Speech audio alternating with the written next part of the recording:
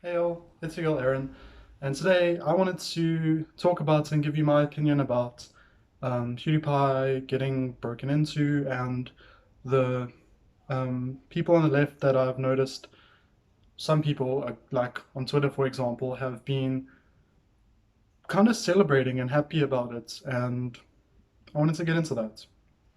So let's begin with talking about PewDiePie and the way people have been categorizing him. So there's the two main basically things that have he people are calling him, and that is like a capitalist because he's like really rich, and a fascist because he promotes anti-Semitic and fascist type propaganda on his YouTube channel. Now, whether he's super clueless and is doing it by mistake, or whether it's intentional, um, I don't know. I don't know the answer to that. But definitely in the impact and the way it affects everyone else, it's kind of bad to be putting out all that kind of content. Now, how do we how do we handle that, and how do we treat people like that? I think is quite important. And I personally don't think it's okay for home invasions and um, things like mugging, kidnapping. I don't think it's okay for people to do that kind of stuff against people who are fascists even. So there's this whole trope people have been going on about where they say that you should punch Nazis and all that kind of stuff, and like that's totally valid. And the reason that you do that is to deplatform them.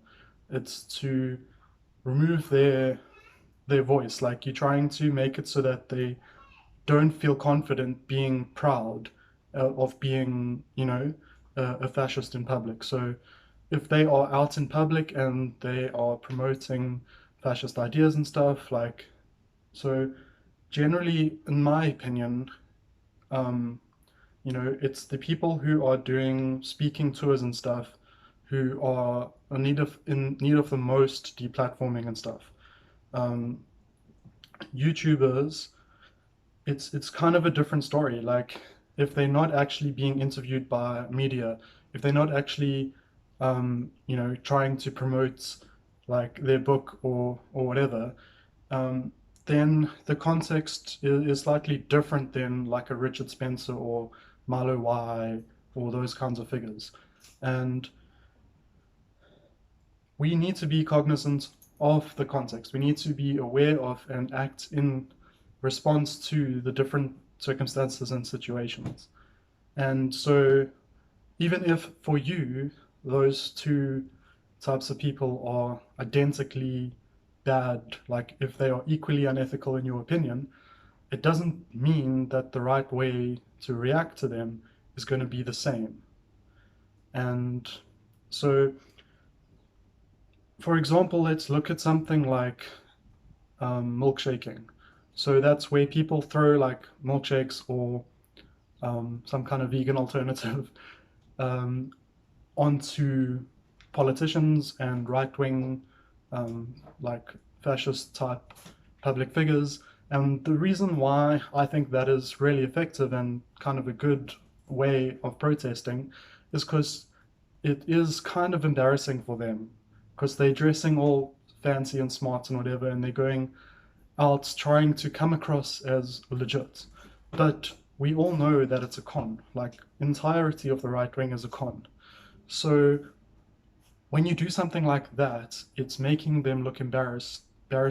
It is embarrassing them, and it's making them look silly. It's making them look a little bit ridiculous, which is accurate to their ideas. So it is almost like a form of journalism, you could say, where you're exposing them. You kind of trying to make visible the sort of un like unput like unwhole un unwell constructed, or like it's they have like a messy, like shoddy, like ideology full of contradictions, and they are doing their policy ideas and that are kind of embarrassing for a human to hold. because it's like, why would a human want to be anti-human? Like all right-wing ideologies are basically harmful to the human species. Like, why would people think that's a good idea? So it's a pushback, and the same thing is true for when people get like booed out of like bars, or if people own an establishment and kick them out and stuff.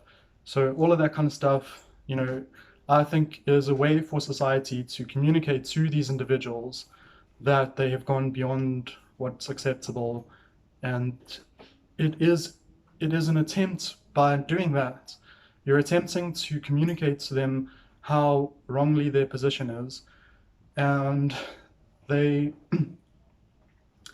and they hopefully are going to be able to be moved away from being such a radical right winger.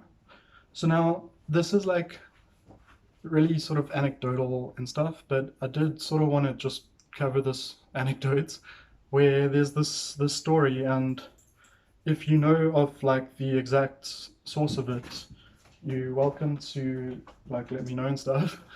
Um, but basically the idea is like a cultural practice where when somebody does something harmful, like in a community, like let's say somebody stole someone else's like food or whatever, then instead of like a punitive response where the community would like try to harm that person or whatever, instead what they would do is they would gather together and take turns, each person in the community, to tell the person that committed the crime, to tell them something that they liked about their personality and who they are as a person.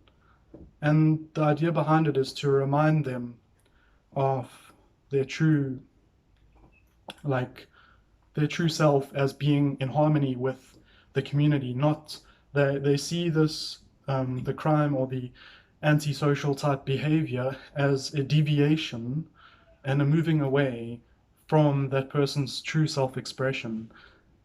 If you are antisocial and you are hostile towards other people, I think it's quite reasonable to say that you have some type of internal alienation where you see yourself even as separate from other people, because like that's kind of like if you really saw yourself as connected with others, why would you want to hurt people that you feel connected to? So I think, although I'm not suggesting we do something like that, but the idea behind it I think is important, because it's trying to connect somebody to a healthy version of themselves, whether that's something that they were in the past or something that they could be in the future.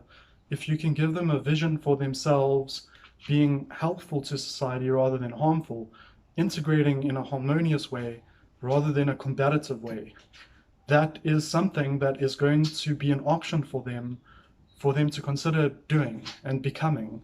And if you are going to oppose the person just by punitive means, just by trying to hurt them and punish them, while you are still communicating that what they're doing is bad, you're not really giving them that way forward to improve and be better. And maybe current carceral systems expect people to figure it out on their own, but like when you look at recidivism rates and stuff, it's like we're social beings, and if you've gotten to a point of harming others, like that's something that's probably has a social like factor to it that's led you there.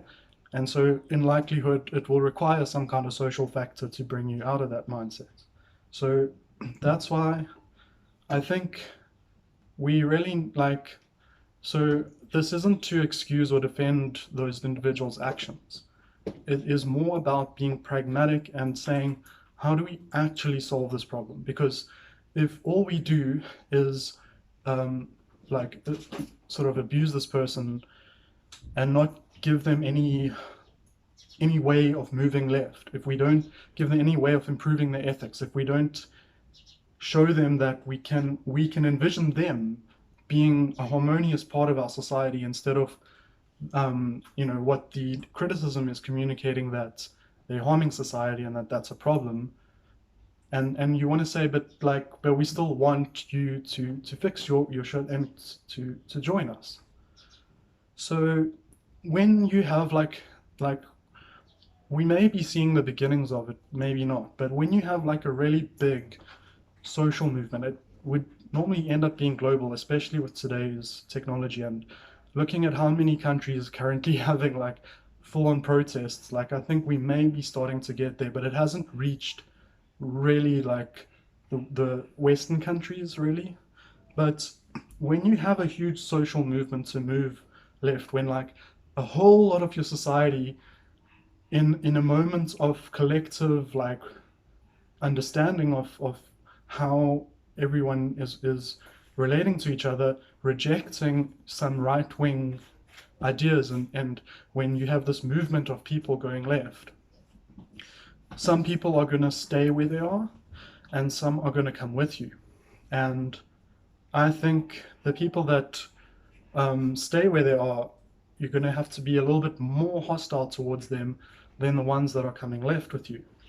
And because they are now making a decision not to just fit in with what's popular and to be like the cool kid, they're actually making a commitment where even if it's unpopular, I really like these ideas. Now, it's hard for us to know really where PewDiePie is at that sense, because it is still so ridiculously popular to be a right-wing douche troll, and like you can still get like millions and millions of views for being a douche troll and stuff like that. Like he hasn't really been put to the test at the moment. Like maybe he is a raging Nazi and his heart is just burning with a love for Hitler. Like maybe, and like, but like maybe he's just an edgy troll who knows that it gets him a lot of views. And maybe if it stopped getting him a lot of views, he would realize that if he keeps wanting to gain those sweet clicks, he's got to move. Like, so I'm not saying now the problem with trying to give nuanced opinions on this stuff is like you'll literally get flooded with devil's advocates of saying like, why are you saying go easy on fascists? Or like, don't you know that the stuff they're doing is like way more violent than the stuff we're doing to them and stuff? And like, although those criticisms can be valid in certain circumstances, it doesn't necessarily mean that they're valid every time someone is trying to add nuance, okay? So now, if we looked at someone like PewDiePie, what they are guilty of basically, I would say, like dog whistling fascist stuff and leading to the normalization of right-wing ideas and stuff that is not normally acceptable in society, and it makes it more and more acceptable, and it's a pretty big problem if you ask me. It's a pretty harmful thing. Um, it gives cover to people who are even more right-wing and stuff like that. So it's yeah, it's not great, and I'm not trying to defend him at all, but I think when you take someone like that, right? So I've had like this really long sort of roundabout disclaimery vibe so far to try and get us into the context of what I'm trying to say here, is that when you take someone like that, right, and you treat them as basically subhuman in a way. So it's like, I would say something we can agree on as human beings is that we all have like bodies, and all of our bodies need things like food and shelter and water.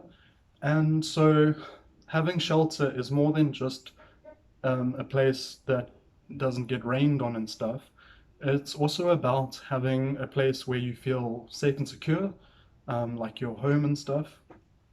And so when we talk about things like an egalitarian society, we're thinking that everybody should have access to accommodation and a place that they can call home that feels safe to them and stuff.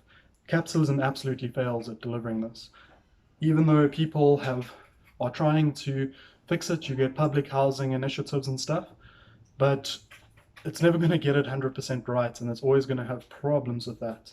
But like, we kind of inherently recognize that being a human, being alive, requires you to have a place to stay, and then that, in our psychology and the way we are, it needs to be like a safe space. Now, when it comes to people who are problematic and stuff, it's like, I think we got to look at the whole picture, right? So I don't suggest doing this, but it's an analogy and a picture to try and help communicate my point. But if we were to try and add up points, right? So think of a PewDiePie who became a radical leftist and who wanted anarchism, who was against capitalism, against the state, who was intersectionally feminist and stuff like that. Think of what someone like that, how much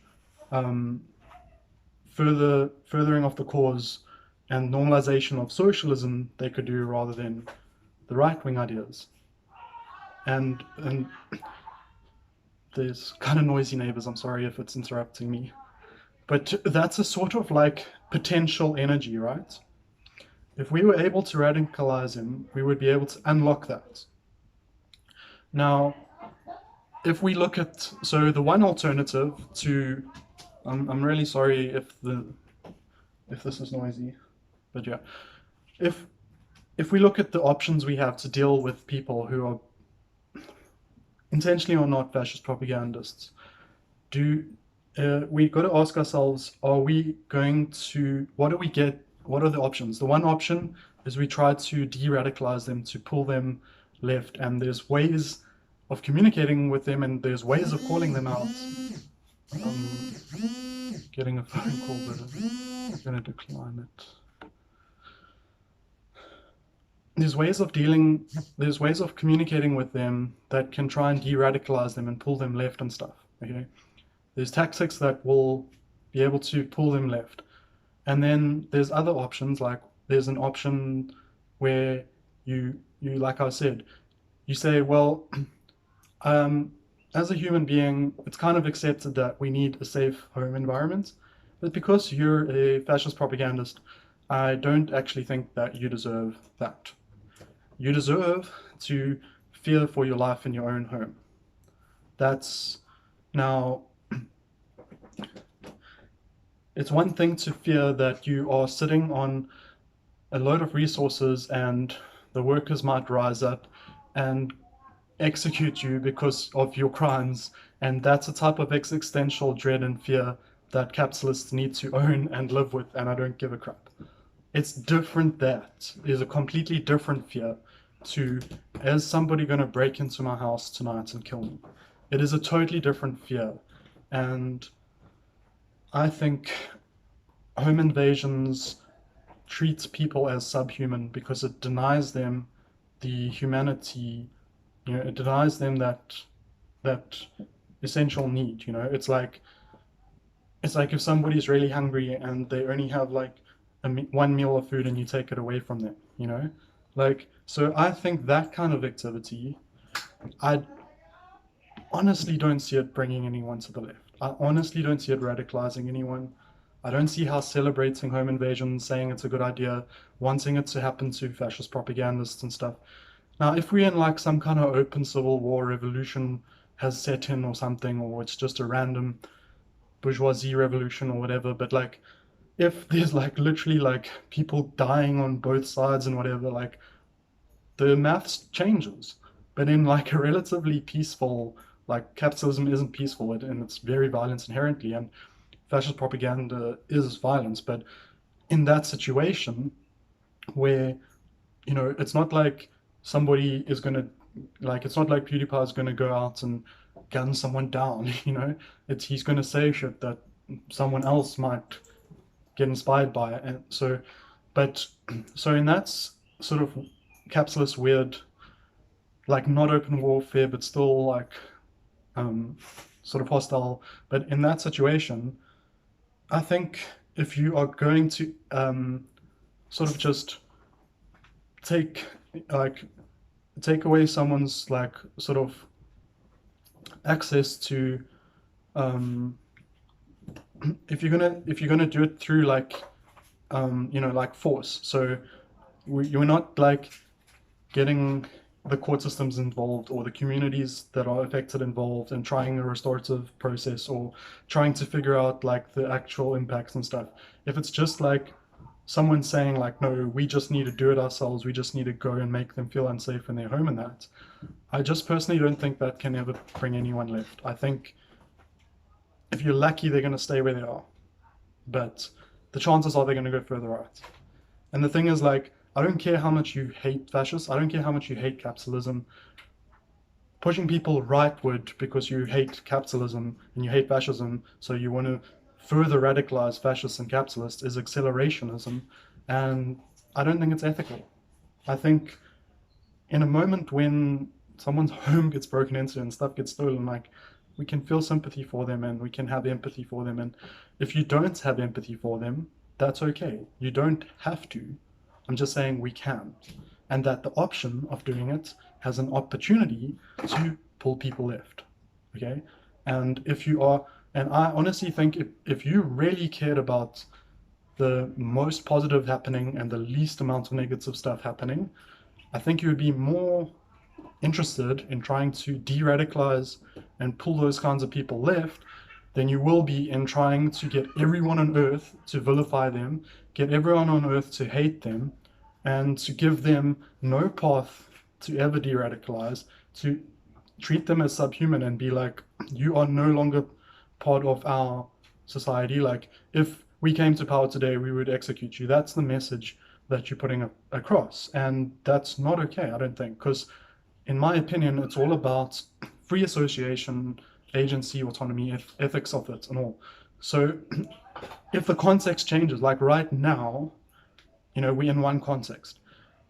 If the left movement rose and we sort of came to power and being a fascist was no longer tolerated in our society, we're not just going to round up everyone who's ever made like a fascist joke or shared like a Nazi meme. Not going to round them all up and execute them and be like, we are now free from fascism, because what you have just done then is told a huge portion of your population that whatever the new thing is just as bad because it's freaking genocide or whatever. Like, I don't care about punishing or withdrawing the lives of people who might actually choose voluntarily to integrate. So I think you definitely, absolutely need to give them that opportunity. Now, I'm not saying just they can just walk around and live free. Maybe there is some kind of process where they need like a license to they've gone through enough educating that they aren't just going to go around being a danger to everyone else. Like, we can discuss that at length, that kind of thing, and what that might entail. But that pathway, giving them the choice, opportunity to come and join us and be part of our new society that is rejecting right-wing ideas, for them to turn their back on those ideas and to embrace socialist ideas, we need to give them that choice.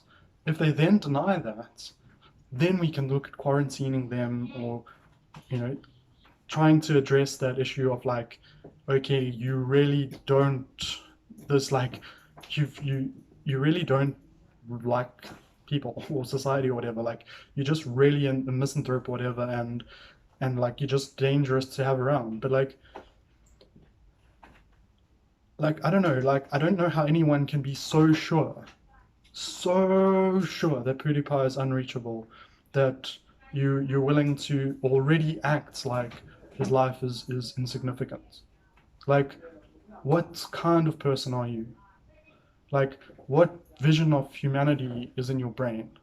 What do you think of human species as? Like, because the idea that like nobody is free until we all free, and like it's like that doesn't like gel with the idea that we can just cut some people out of society and just be like, bah. Unless like we have the ability to make them choose between like laying down their fascist ideology and joining us or not. Like, until we get to a point where that's actually a valid thing we can get them to choose, we, we can't know that they won't choose to be with us. And we can try and address the stuff they're doing and reduce the impact of it. So like, we can try and get them kicked out of off YouTube. We can try and get his bank account seized and the money redistributed for public good. Like, you could all probably get all that done through like popular movements, protests, and legal action and stuff if you want. Like, if you really are trying to fix this issue here and address the harm he's doing, like, that is how you do it. Like, getting people to hate him isn't gonna redistribute his wealth. Getting people to hate him is just going to make him more popular, because now he's got a whole bunch of hate watchers and hate commenters along with the fans. It's like, no. Like, if you really want to address the problem, then you're not going to be like reactionary about it. You're not going to just do the thing that makes you feel good because it's vengeance and someone that you don't like is suffering and yay, karma. Like, it's like, it's like, no. We need a want we need a want society to heal, like. And so yeah, I don't think it's okay. I don't think someone advocating for home invasions or kidnapping or that kind of stuff is trustworthy. I wouldn't associate with them. I wouldn't call them my comrade. And people, there've been leftists who like I thought were really cool, have now come out and said, no, it's good and stuff. And like, I just can't get on board with that, because like, it's just not, it's not an effective, like, there's zero gain and there's a lot of loss. You lose a lot choosing to deny the humanity of people and stuff. Like, no, like, people deserve their homes and stuff, and they deserve to feel safe in their home. Like, no matter, like, it's like, he's not like,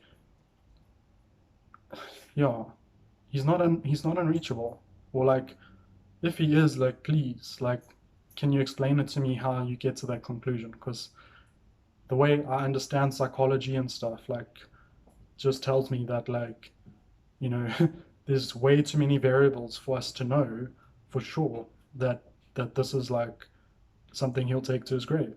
Like, I just don't understand how you can be sure of that. Like, have you met anyone who has been like a right winger or like even a fascist before that's come to the left? Like, because like, you call yourself a leftist, but then you've never met anyone like that. Then like, are you like a leftist who doesn't try to talk to other leftists or what? Because like, if you did, like, I'm sure you would meet one, because there's like quite a lot of them. Like, I used to be a right winger. Okay, I wasn't a fascist, but I flirted with like alt-right vibes when I was like younger. And maybe if it weren't for things like Aaron Swartz and the Occupy movement to really open my eyes to the opportunity for radical change in the world, maybe I would have gone down that path instead. And so how can I sit here and be like, cool, I got these correct ideas, I deprogrammed or whatever these really nasty like right-wing ideologies and stuff, and I'm gonna now be all woker than thou and like, well, you haven't gotten there yet, so like, you don't deserve to live, or like have a life of like reasonable, like, I don't know, like, just basic human needs. Like, I'm okay with people's like excesses being removed, but like, let's not deny people their basic human needs, and like, let's not have wanton violence against people. Like, don't be a domestic terrorist. Like, this shouldn't be a difficult take.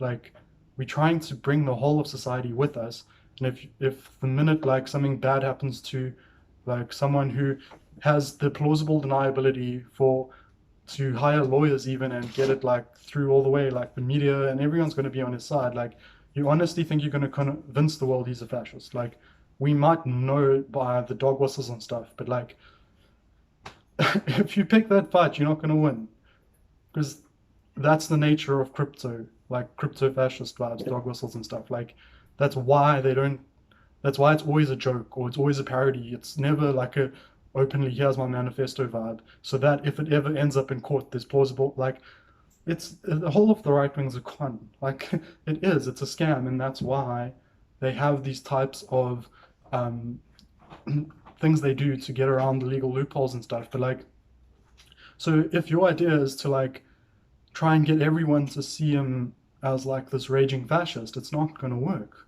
unless you've got video of him like actually being in a non-joke, non-parody vibe, being like that, you know? And if you do, like, let's make that go viral and get everyone on board. But if all you're gonna do is just say he's a fascist and like deserves to die immediately, and you're not, you know, like the average person's gonna be like, oh, but I thought he was funny when I watched this video. I didn't feel like, am I a fascist now? Because like, what the hell? It's like, because they aren't gonna understand the way you do. So if you know, like, so that's another reason why I like this YOLO, like burn everything down to the ground, like no, like let's be strategic and think and not be reactionary. Let's try and move the whole of society left and be like, hey, we're bringing everyone together, you know, the unity vibes. Like, I know I hate left unity, and I don't agree with that. I do agree with society feeling a sense of unity with each other. When it comes to activism, praxis, ideology, what are we going to focus our efforts on? How are we going to achieve like a better society? Then it really, really, really matters that you're on the same page ideologically and stuff. In that case, I will not unite with an authoritarian whatsoever, because you're trying to build a blueprint and build a thing that's like never been built before, and is probably the hardest thing to do in the universe. So you can't do it with people who are your enemies and are trying to build something else and we're going to try and tear down what you're doing. But if it comes to like, do I think when I'm walking on the street, the randos I meet should feel like, hey, we're part of the same society and things are sort of better if we like kind of get along, like rather than like everyone just being like a potential hostile. Like, of course, that's that kind of unity I'm on board for, and that's what we need. We don't need to turn society into like, you know, excuse me.